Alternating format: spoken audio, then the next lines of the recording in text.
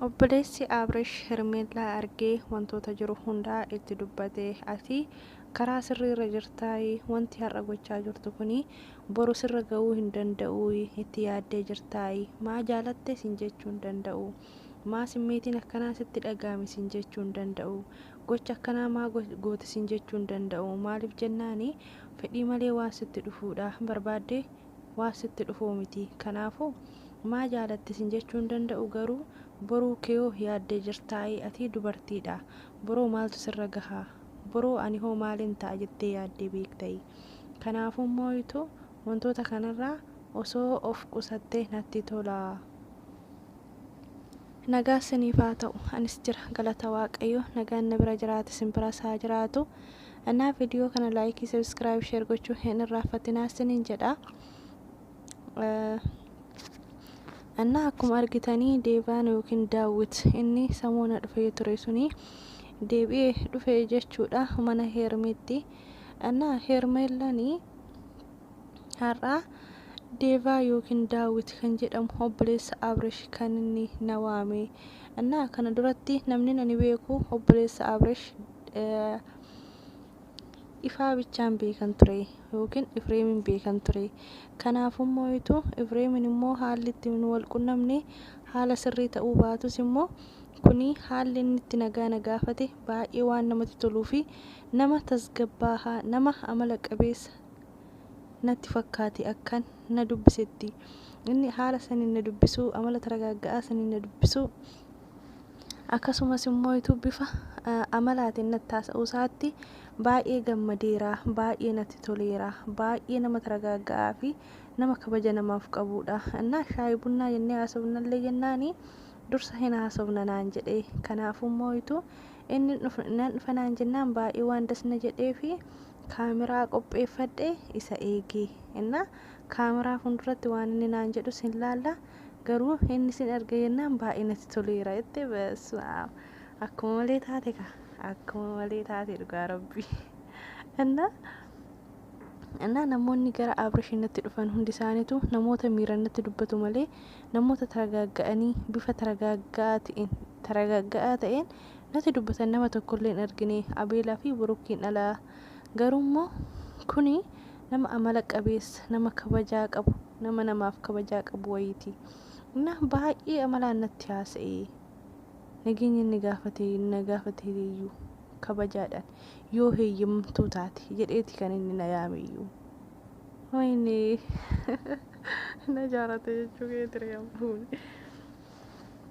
Innaa akkasuma deebanillee hin dhufee dhufnaanii nageenya gaafate. Innaa dhufu keessatti baay'ee gammadeera.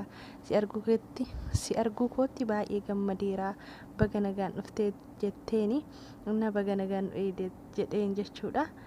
Innaa heeyyamamtuu taate sitti haasa'uu barbaada naan jettee. Kanaafuu heeyyamamtuu waanan ta'eef waan barbaade natti haasa'e jetteeni. Innaa wanti siin jechuu barbaade wantoonni tokko yookiin wantoonni miidiyaa irra deeman kun akkuma itti fufetti jira. Garuu moo'itu namoota naannoo jiran yookaan namoota zuuraa keessan jiran irraa wantoota hedduu haasofsiisuu nan danda'a.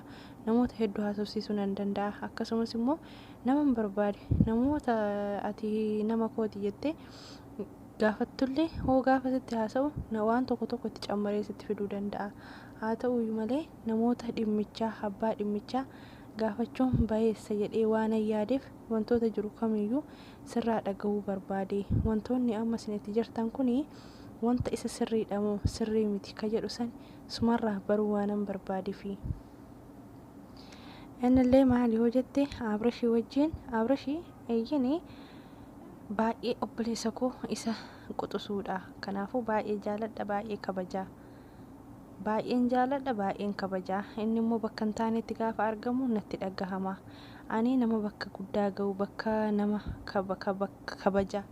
Akkasittan isa laala, akkasittan isa eega. Garuu immoo bakka hin taanetti gaafa inni kufu hin jaaladhu. Innaa waan na kabajee dhufteef immoo galatoomi. Kabaja guddaa na biraa qabda jedheeni. Innaa bifa bareedaa ta'een taasise jechuun achi malxaxanii achi maal jechuu sana osoo hin taane kabajaadhaan kan inni itti haasa'e jechuudha.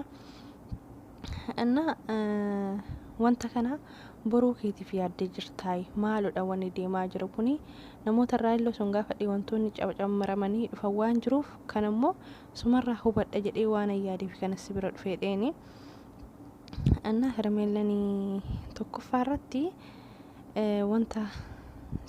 wanta kanatti sitti haasa'ullee dhiifama naaf godhiiti ani wantiin hanga har'a isa cinaa tureef wanti hanga har'aatti isa cinaa dhaabbadhee fi wantan jaaladhuu fi wantan jaaladhu qofaa fi kanaafu jaalalan isaaf qabuu fi gammachuun inni akka gammachuun jiraatu yookaan immoo gammachuu isaa nama barbaadu waan ta'eef akka inni gaddu yookiin immoo akka inni gaddee gadda isaa argu waan feeneef yeroo baay'ee irraa illee siqa yaaleen ture garuu wantoonni tokko gaafa inni gaddee isa argu yookiin immoo waa ta'ee isa argu baay'ee keessi koo bakka hin argamnetti na argamsiisa baay'ee bakka waan natti hin tolleef osoo inni haadha manaa isaa wajjin gammadee jiraatee akka nama tokkotti gammachuu isaa nama qooddatudha mana koo taa'ee gammachuu isaa nama qooddatudha garuu immoo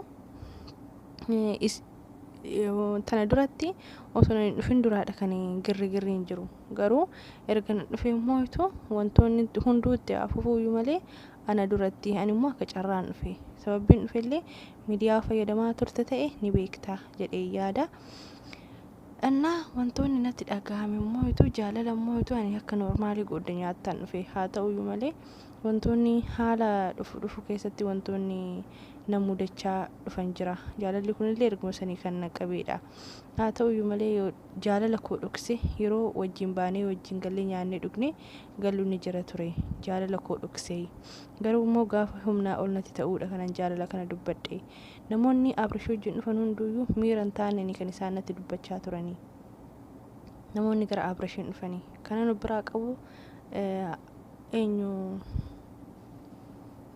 Abeelaa fi Buruk bichaa ture ati immoo miira kanaatiin natti dubbachuu keetti baay'ee galatoomii jetteeni inni rakkoon qabu ati dubartiidha boruu kee waa sirra ga'uu hin beektu Abrash har'a guutumaan guututti jaalala Ruutaa biraa qabu fixate jechuun ni ulfaata maaliif jennaani nama baay'ee wajjin jaalala ajaa'ibaa waa'ee wal jaalatanidha hanganatti immoo jaalalli isaan jidduu hin dhuma jedhamee yaadamu ati mee hamma hoo yaadutti jaalalli boruun namni kun na dhiisee na biraa deema yookiin immoo bakka kanatti nagatee na biraa deema jettee yaaddee beektai maaliif jennaa yaaduu qabda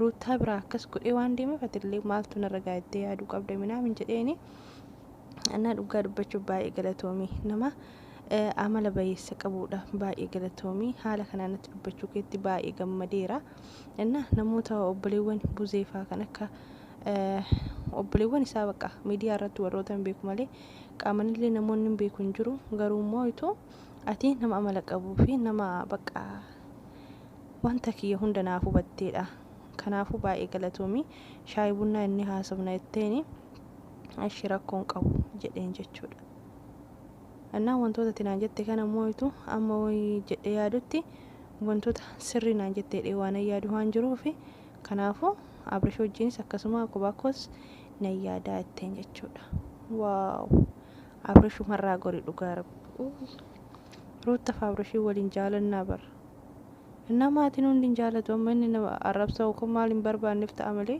dhugaa rabbi Abrash fi Hermeellaa waliin jaalatee miti maatiin isaa kamiyyuu Ruutaa fi Abrash waliin jaalatu akkas jedhee yaada viidiyoo kana like subscribe share godhaa bye bye